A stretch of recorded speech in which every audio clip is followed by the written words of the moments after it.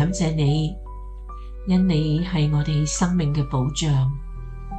你嘅話語提到，凡從你生嘅必不犯罪，且蒙你保守，邪惡者無法侵害我哋。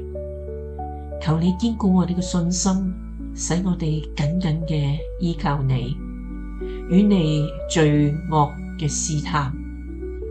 我哋知道呢個世界仍然喺惡者嘅權勢之下，但我哋屬於你，你嘅愛同埋能力遠超一切。